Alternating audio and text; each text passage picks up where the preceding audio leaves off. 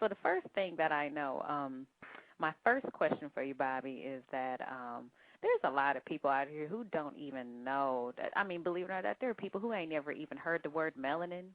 Yes. And then there's some people who've heard the word melanin, but they don't even really know what it is. So can you, just kind of take a moment and elaborate on that? Well, let me give you two versions of melanin. Okay. We'll start with the cosmic aspect of melanin, which is known as dark matter.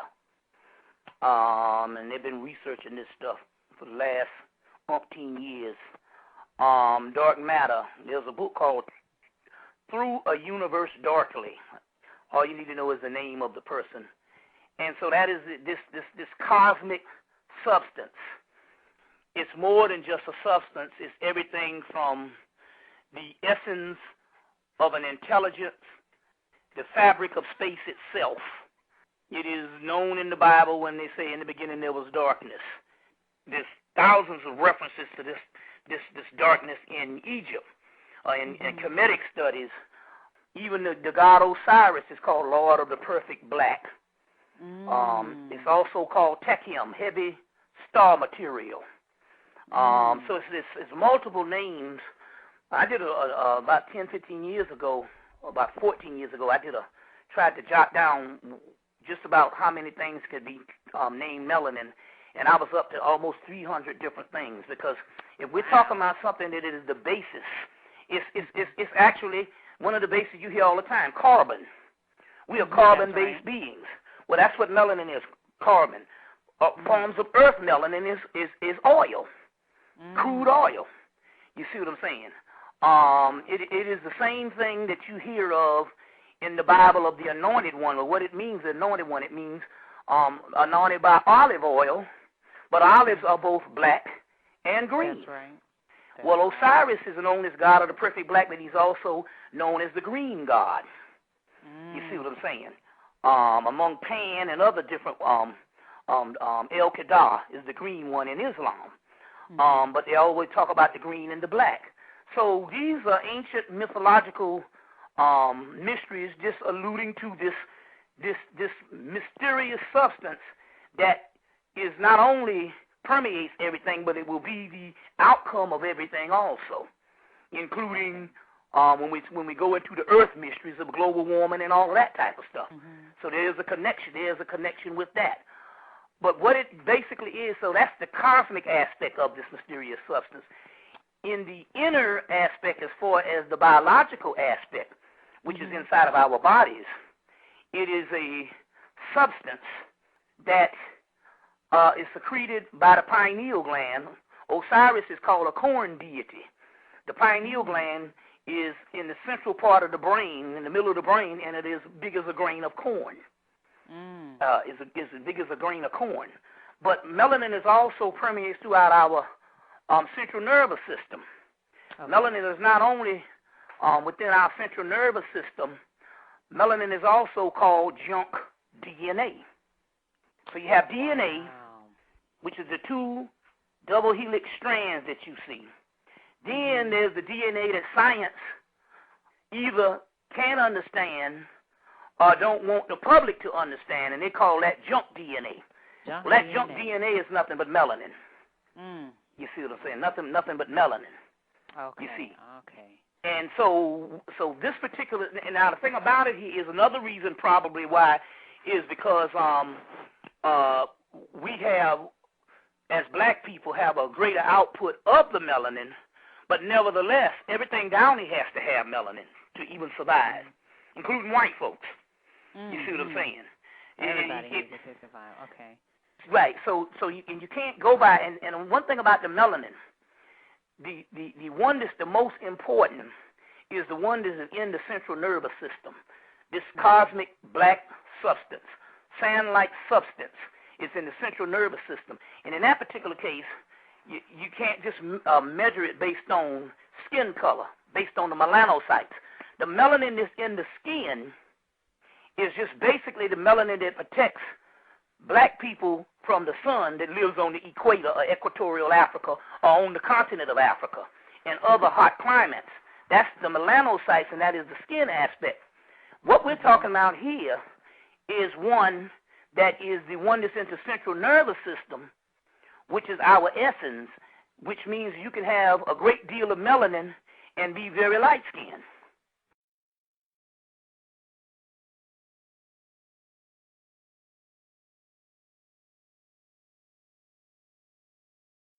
How this affects global warming and the planet is simple. Now, there's one other part of melanin that I didn't explain. Melanin, the movement of melanin and the regulation of melanin is regulated by these glands that's in your body. The pituitary gland regulates the melanin, and the pineal gland secretes the melanin, and they got all these endorphins that do certain things, but it's all regulated, and it is all stemmed from a cosmic fire that's at the base of the root chakra, or the base of your spine, near the anus. And it's a cosmic fire, and that fire, they say, is 10 times hotter than regular fire, but it is inside of our body, but it's the ethereal fire. And and that particular fire shoots up the spine, and that's called the Kundalini energy. And it permeates the chakras and goes into the pineal gland, and that's where you get the serpentine fire or the cosmic fire. Our God is an all-consuming fire. That's right. You see. That's right. So that's called the Kundalini of the serpent fire. So they say, Moses, you shall pick up serpents in the wilderness as a testimony to your faith. You done touched on another question. Well, the serpents that Moses was supposed to pick up is talking about the Kundalini energy. And you got these dumb rednecks is out there actually literally picking up snakes and getting bit and dying because they don't understand the prophecy was not talking about a literal serpent. It's talking about the serpentine fire, the Kundalini fire that raises you to a higher evolution or a higher elevation of spirituality. Well, just as we have a Kundalini fire in us, the earth has its own Kundalini fire. That's right. It has the same exact Kundalini fire and a serpentine energy. As a matter of fact, there's a book called The Mysteries of the Mexican Pyramids by Peter Tompkins. And in that book it talks about, in that book, The Mysteries of the Mexican Pyramids, it talks about how several Mesoamericans or several Americans in South America and Mexico, they go in and they do ceremonies to raise the earth's Kundalini.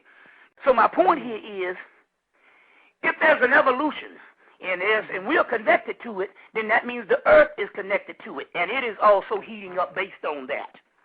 Okay. You see what I'm saying? So the last part is this. We are evolving as a species. And the Kundalini energy is part of that evolution. And the melanin and the DNA, especially black DNA, has been changing rapidly since the 1990s. And we are evolving. So if this stuff is evolving in us, that means the earth is also evolving.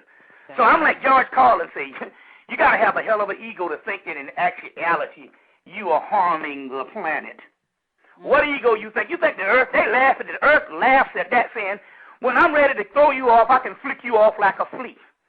Don't think that this is a cosmic planet and a cosmic universe, and you think that you have the audacity to think that you actually are harming the planet. That's a joke to the earth and to the spirit realm, which means that, but what we're actually seeing here is this. The people who study the ancient mysteries know that the earth is heating up, and they know that certain things is happening, and we are evolving as a species. So what they do here is they put on the scare tactics. You see what I'm saying? It's a scare tactic. So yeah, that is global warming, but I'll let you in on another little secret. If you take every single thing that the scientists and everybody's saying that you can do to change global warming, well, guess what?